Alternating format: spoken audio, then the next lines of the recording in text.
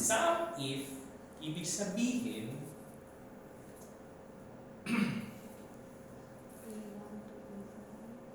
itong A1 to A5, ang behind dyan is criteria.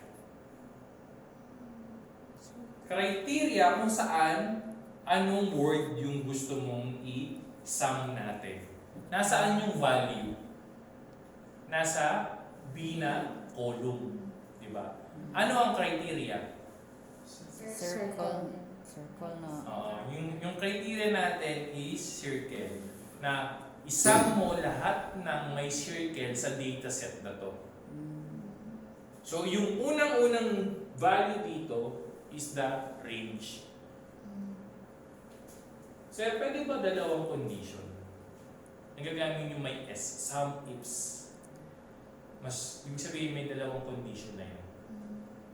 Pero, start na natin yung basic. Tuturo ko sa inyo yung sum ifs din. Si sum if, ito yung dataset mo na madami. So, nag-equal ka, A1, criteria, dito ka tumingin. Ayan, circle. Circle. 3. Okay. 6, 8. Hindi niya sinama yung 7. Okay.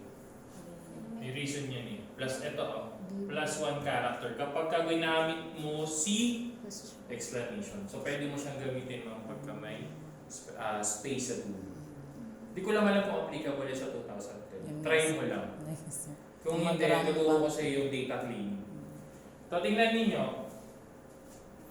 Yung word na circle, titingin siya dito sa column A. Tama? Kaya lang ba titingin sinama to? Wala siyang plus isa pa. Ibig sabihin. So, hindi niya minute yung condition mo. Okay?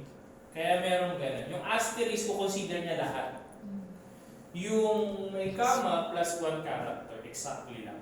Exactly the name plus 1. Regardless kung anong character yan. Kung space yata yan or number, sasama niya pa rin. Para makita niya, uy, 10 and 20. Sir, paano pagka sum if? Dalawa na yun. Pag sum if,